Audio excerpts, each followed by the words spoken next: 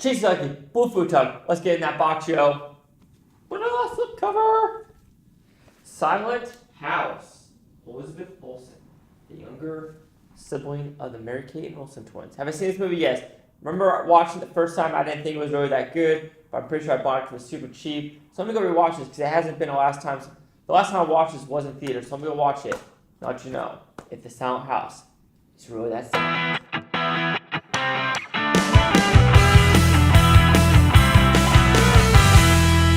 Alright, so I just got done watching Silent House. Well, what's it about? Well, it's about a house in the middle of the woods, and you have Elizabeth Olsen, and you have her dad and her uncle basically trying to fix up this house. But while fixing up this house, weird stuff happens. An intruder. Who's in the house? Why are they in the house? And why are there Polaroid pictures everywhere? So what I like about this movie, just like The Haunting of House Hill, episode 6, this one is filmed like that, where it's basically one whole take for the hour and a half. Like it's basically, it follows her everywhere in the house. She's always in the frame. She's always the main point of view in this movie, and I kind of like the camera work like that. Sad note, it isn't like that. They film like 10 minutes at a time, and then they kind of splice it that way, but I still like how they did this movie.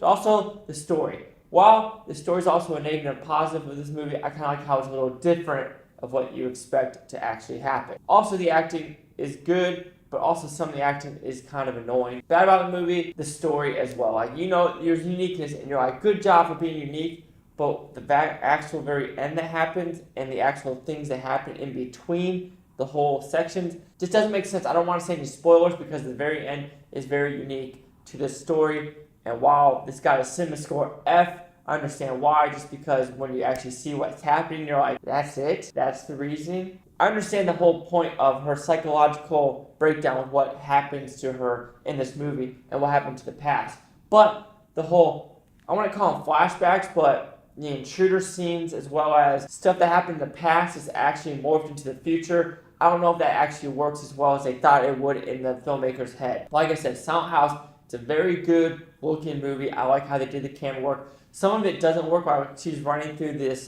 field, if you want to put it. It looks like she's going through a big circle, so it's kind of funny. Like, oh, it looks like she's doing a big circle. And it just looks kind of weird. And I'm like, oh, you're just running in circles. But it probably isn't like that, but it actually is perceived like that. But Silent House, I like how the camera work is. The acting's good on some people. The story is unique to a fault. The story, just because of what it was and all in between story scenarios. I don't know if it works as well, like I said, in the filmmaker's head. I think I like it a tad bit better watching the second time, because I do remember watching the first time and the ending happened. I said, really? That's where it's going?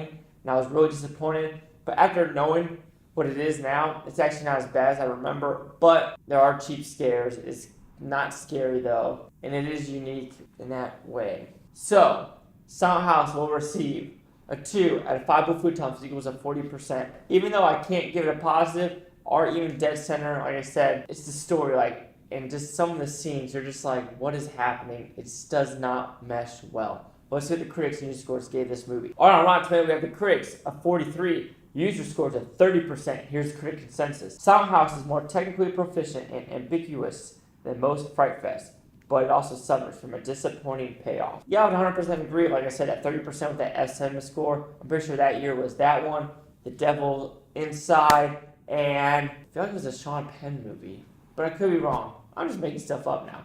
But like I said, I kind of agree the payoff is kind of and you kind of see what they're going for, which it makes sense with the Polaroids. If I was Elizabeth Olsen, I would have asked about the Polaroids a little more in the future rather than having it at the very end. As well as I don't understand the brunette girl in this movie, like what her character is and why she's in it. I don't know.